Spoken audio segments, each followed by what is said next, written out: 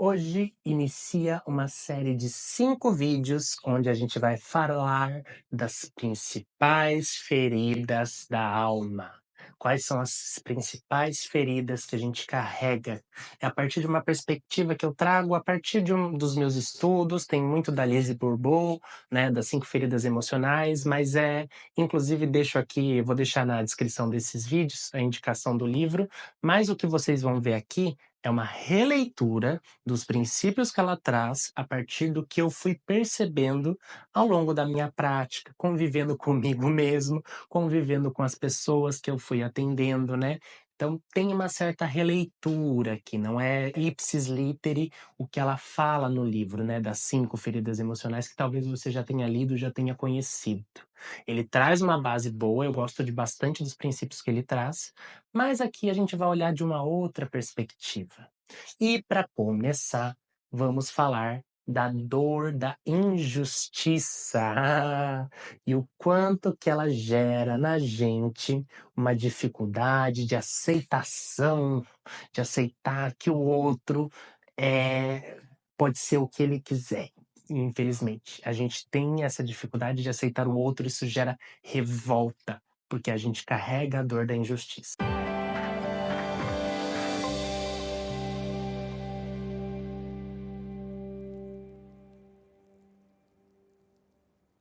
Mas antes de tudo isso, muito bem-vinda, muito bem-vindo aqui no meu canal. Meu nome é Matheus Pessoa, sou terapeuta holístico e vibracional e gosto de trazer conteúdo sobre autoconhecimento. Estou iniciando esse quadro agora porque é um tema que eu gosto bastante, né?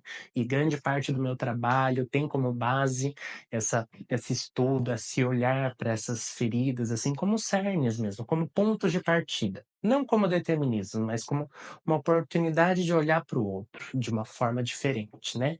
Falando da dor da injustiça, né, o que que a gente pode entender como dor de injustiça, né. E aqui eu me valho muito do princípio de Xangô, que eu trabalho na constelação dos orixás também. Então aqui vai ter muito uma leitura da dor de injustiça a partir do princípio de Xangô.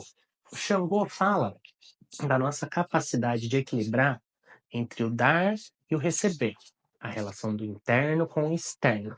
E o que que é uma injustiça em si? Basicamente, é uma sensação de que não foi feita uma ação correta, ou seja, ela parte de um princípio de algo que não está equilibrado. Um lado ganhou mais, o outro ganhou menos, um abusou, o outro foi abusado. Então, a gente vai vivenciar diversas situações assim na nossa vida, porque a gente vive numa sociedade injusta. A gente vive num contexto imperfeito. A gente viu evoluções no sistema judiciário de lá para cá? Com certeza. Com certeza, se a gente for olhar os avanços do debate, das leis, né, que a gente não vai entrar tanto aqui, a gente tem diversos avanços perto do Código de Hammurabi, por exemplo, onde roubar você perdia a mão, né, nesse sentido. Mas ainda assim, aqui a gente olha um pouquinho mais para as injustiças do dia a dia. E muito dessa perspectiva que eu vou trazer aqui, isso talvez eu reforce nos outros vídeos, essas feridas que a gente carrega, a gente já construiu elas em outras existências. Então a gente está num processo de transmutação, né, de buscar, realmente começar a sarar dessas feridas. É como se fossem marcas da nossa alma, né, que a gente carrega e nessa encarnação, a vida, na sua soberania, vai nos estimular a cada vez mais olhar para elas e fazer diferente, né. E isso faz com que a gente crie, de certa forma, as feridas, a grande questão delas é que elas criam na gente formas de comportamento, ou como a Lise chama, as máscaras, né, atitudes e formas de encarar a realidade para se proteger da dor, né. Ou seja, para uma pessoa, uma situação pode ser vivida tanto de uma forma de rejeição, mas também muitas vezes pode ser vivida de uma forma de injustiça. E aqui isso é importante, tá? Quando a gente fala dessas feridas emocionais, não é o que você julga que o outro viveu.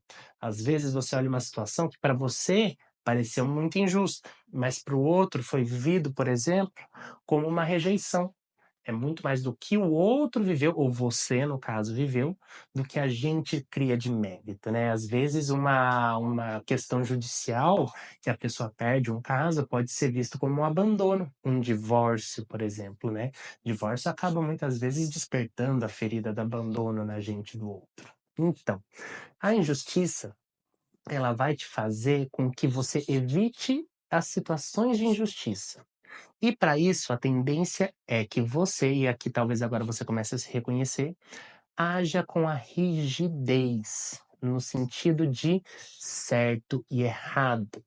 Porque se eu estou agindo sempre certo, eu não cometo injustiças, então eu não dou o direito do outro agir com injustiça comigo.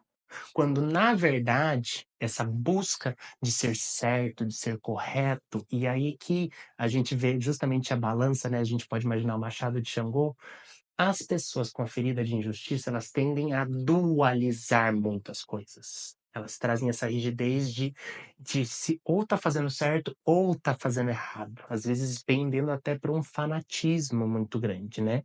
Ou uma forma sempre de fazer a mesma coisa e uma dificuldade de olhar por outras perspectivas. E também carregam muito peso, justamente por serem muito autoexigentes, né. E essa autoexigência que a pessoa cria consigo, ela acaba projetando no outro sem perceber, né. O quanto que ela exige dela mesma, ela acaba sem perceber exigindo do outro. E aí, o que que acontece? Se eu exijo do outro um comportamento que não é pertinente, não é do outro, eu não estou aceitando o outro como é. O outro não é obrigado a agir a partir dos meus princípios, né, sejam eles quais forem. E isso gera uma não aceitação, ou seja, isso me gera uma revolta. Como assim o outro pôde fazer isso? Onde já se viu? Onde já se viu fazer isso e não fazer aquilo? Isso está errado, isso está certo. Essas são falas muito comuns de pessoas quando elas estão manifestando essa ferida, né. E lembrando que a gente tem todas, tá? Não vá aqui se resumir a uma só.